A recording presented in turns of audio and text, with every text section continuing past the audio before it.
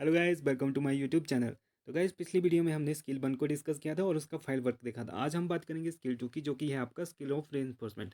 साथ ही इसका file work भी हम देखेंगे। अब स्किल ऑफ रेइंफोर्समेंट में क्या आता है, ये दो तरह की होती है, पॉजिटिव और नेगेटिव, और उसके आगे दो सब पार्ट्स होते हैं, वर्बल और नॉन वर्बल। अब पॉजिटिव वर्बल रेइंफोर्समेंट क्या होती है, जब बच्चा क्लास में सही आंसर देता है तो हम उसको क्या बोलते हैं, गुड, एक्सीलेंट, वेरी गुड। तो इससे क्या होता है, बच्चा मोटिवेट होता है ताकि वो और अच्छा करे। और दूसरी तरफ अब नॉन वर्बली बच्चे को मोटिवेट कैसे करें, तो जब बच्चा सही आंसर करता है तो हम कैसे करते हैं, स्माइल कर देते हैं, इशारा करेंगे बैठने को, या ब्लैक बोर्ड पे उस बच्चे का आंसर लिख देते हैं, नाम लिख देते हैं। तो इस तरह बच्चों को मोटिवेट किया जाता है। तो वो हमारा क्या होता है, पॉजिटिव वर्बल और नॉन वर्बल री। अब नेगेटिव री क्या होती है, तो क्लास में कभी कभी बच्चा डिस्टर्बेंस क्रिएट करते हैं, या फिर कोई बच्चा बार बार समझाने पे भी होमवर्क नहीं करता है या पढ़ता नहीं है, तो हम क्या बोलते हैं, मूर्ख है, मंदबुद्धि है, बेकार है। तो इस तरह का जो हम बोलते हैं, तो वो हमारा हो जाता है नेगेटिव वर्बल री। अब ये नॉन वर्बली कैसे होगी, तो बच्चा डिस्टरबेंस क्रिएट कर रहा है क्लास में, तो हम बोलने की बजाय ऐसे गुस्से से उसको देखते हैं, या फिर इशारा कर देंगे क्लास से बाहर जाने का। तो या फिर किताब फटकते हैं, तो वो हमारा क्या था, नॉन वर्बली नेगेटिव री। तो री हमने दो तरह की देखी, पॉजिटिव, नेगेटिव, और आगे उसके दो पार्ट, वर्बल और नॉन वर्बली। तो गाइज, अब हम देखते हैं इसका फाइल वर्क। तो सबसे पहले आता है पाठ योजना यानी लेसन नंबर। तो लेसन नंबर जैसे 1, उसके बाद आपका यहाँ बॉक्स में आपको दिखेगा छात्र अध्यापक और छात्र अध्यापिका। यानी अगर कोई लड़का फाइल बना रहा है तो वो छात्र अध्यापक, और लड़का फाइल बना रही है तो छात्र अध्यापिका। उनका नाम आएगा, अनुक्रमांक में आपका आएगा क्लास रोल नंबर, या फिर अगर यूनिवर्सिटी रोल नंबर मिल गया है तो आपका यूनिवर्सिटी रोल नंबर आएगा। विषय में आएगा जिस भी सब्जेक्ट की आप ये फाइल बना रहे होंगे।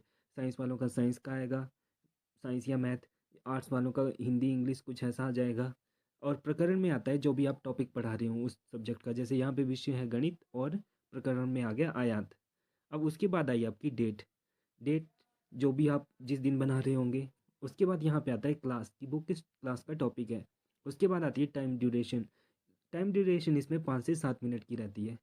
उसके बाद आपका आता है सत्र, सत्र यानी सेशन। और उसके बाद आता है निरीक्षक या फिर निरीक्षिका, यानी जो भी टीचर आपको पढ़ाता होगा स्किल। तो अगर जेंट्स टीचर है तो निरीक्षक, और लेडीज़ टीचर है तो निरीक्षिका।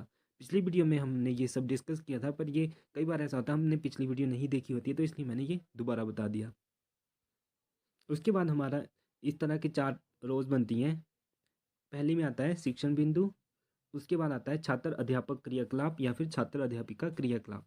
उसके बाद आता है छात्र क्रियाकलाप यानी बच्चों की एक्टिविटीज़। यहाँ पे आती है टीचर्स की एक्टिविटीज़। उसके बाद आता है श्याम पाठ कार्य, जो भी हम ब्लैक बोर्ड में काम करेंगे।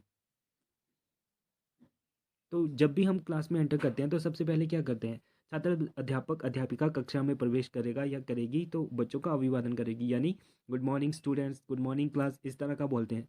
तो उसके बाद बच्चों का क्या रिस्पॉन्स आता है, गुड मॉर्निंग सर, बदले में वो भी हमारा अभिवादन करते हैं, यानी सभी बच्चे भी छात्र अध्यापक अध्यापिका का अभिवादन करेंगे। उसके बाद हम उनको बोलते हैं बैठ जाओ, तो वो बैठ जाते हैं। फिर उसके बाद अब स्किल ऑफ रेनफोर्समेंट की बात हो रही है, तो पहले हम टॉपिक बताते हैं। तो मैंने ब्लैक बोर्ड पे लिखा आयत। तो फिर हमने बोला, बच्चों आज हम आयत के बारे में पढ़ेंगे। ये किसकी एक्टिविटी हो रही है, टीचर की एक्टिविटी चल रही है। तो फिर आया परिभाषा यानी डेफिनेशन। अब 4 भुजाओं से घिरी ऐसी आकृति जिसके आमने सामने की भुजाएं बराबर तथा एक दूसरे पर सीधी खड़ी हों, वे आयत कहलाती हैं। और आयत का प्रत्येक कोण 90 डिग्री का होता है। ये क्या किया, टीचर ने आयत के बारे में एक्सप्लेन किया और साथ में उसका कोण बताया। तो सभी स्टूडेंट्स ने क्या है, जब टीचर ने डिफाइन किया तो ध्यानपूर्वक सुना और अपनी कॉपी में लिखा। उसके बाद मैंने क्या किया, जो डेफिनेशन बोली थी उससे रिलेटेड मैंने एक सवाल पूछा, बच्चों आयत की कितनी भुजाओं से बनी आकृति है। तो फिर मैंने एक बच्चे का नाम लिया, जैसे मैंने यहाँ बोला करण आप बताओ। तो करण ने मुझे आंसर किया, आयत 4 भुजाओं से बनी आकृति है। तो करण का आंसर क्या था, बिल्कुल सही था।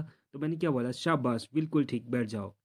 तो ये मैंने उसको क्या दी, री, पॉजिटिव री दी, और वर्बल भी थी। उसके बाद मैंने अगला सवाल पूछा, आयत किसे कहते हैं। तो मैंने निशा को बोला, निशा आप बताइए। तो निशा को क्या है, आंसर नहीं पता था, यानी छात्रा उत्तर देने में असमर्थ। तो फिर मैंने उसको क्या बोला, बैठ जाओ, कक्षा में ध्यान दिया करो। तो ये मेरी क्या है, इन्फोर्समेंट है, लेकिन नेगेटिव री है। मैंने उसको क्या बोला कि ध्यान देना है। अब मैंने अगले बच्चे से पूछा, श्यामली आप बताओ। तो श्यामली ने मुझे क्या आंसर दिया, 4 भुजाओं से बनी आकृति जिसके आमने सामने की भुजाएं बराबर होती हैं और एक दूसरे पर खड़ी हो, उसे आयत कहते हैं। तो उसने क्या है, बिल्कुल सही आंसर दिया। तो उसके बाद क्या है, शाबाश, बैठ जाओ। इस प्रकार यदि हमें आयत का क्षेत्रफल निकालना है तो आयत का क्षेत्रफल होता है लंबाई इंटू चौड़ाई। तो ये मैंने कहाँ लिखा, श्याम पट पर। आयत का क्षेत्रफल क्या हुआ, लंबाई इंटू चौड़ाई। तो सभी बच्चों ने क्या है, ध्यानपूर्वक देखा और अपनी कॉपी में लिखा। फिर यहाँ पे बात आई कोण की। तो बच्चों मैंने आपको आयत के कोण के बारे में बताया था। तो बच्चों आप बताओ कि आयत का प्रत्येक कोण कितने डिग्री का होता है। तो अमित से पूछा, तो अमित ने मुझे उत्तर दिया आयत का प्रत्येक कोण 90 डिग्री का होता है। तो मैंने क्या है, उसको पॉजिटिव रीइंफोर्समेंट दी। शाबाश, मुस्कुराकर हाथ से बैठने का इशारा किया। यानी ये कैसी थी, नॉन वर्बल पॉजिटिव रीइंफोर्समेंट। तो फिर अगला सवाल पूछा मैंने, बच्चों आयत का क्षेत्रफल कैसे निकालते हैं। तो मैंने पूछा रोहित से, रोहित आप बताओ। तो रोहित ने मुझे आंसर दिया आयत का क्षेत्रफल होता है लंबाई इंटू चौड़ाई। अब रोहित का आंसर क्या था, बिल्कुल सही था। तो मैंने उसको क्या बोला, शाबाश, मुस्कुराते हुए बैठने को कहा। तो ये दोबारा मैंने क्या किया, उसको पॉजिटिव रेइंफोर्समेंट दी, नॉन वर्बल, मतलब बोला कुछ नहीं, इशारों में बोला। तो ये थी हमारी स्किल ऑफ रेइंफोर्समेंट। तो गैस हर स्किल का लेसन प्लान अलग अलग बनता है, और उसी तरह ये टेबल भी हर स्किल का अलग अलग बनता है, जिसको बोलते हैं प्रेक्षण सूची, क्योंकि यहाँ पे उस स्किल से रिलेटेड इस्तेमाल की जाती हैं चीज़ें। जैसे यहाँ पे मैंने लिखा है सकारात्मक और नकारात्मक। तो सकारात्मक का मतलब होता है पॉजिटिव और नकारात्मक का मतलब होता है नेगेटिव। और शाब्दिक और अशाब्दिक यूज़ किया है बीच में मैंने। तो शाब्दिक का मतलब है वर्बल और अशाब्दिक का मतलब है नॉन वर्बल, यानी बोल के करना या फिर इशारों में बात करना। और पुनर्बलन का मतलब आता है री। उसके बाद यहाँ मैंने फर्स्ट पॉइंट पे लिखा है सकारात्मक शाब्दिक पुनर्बलन।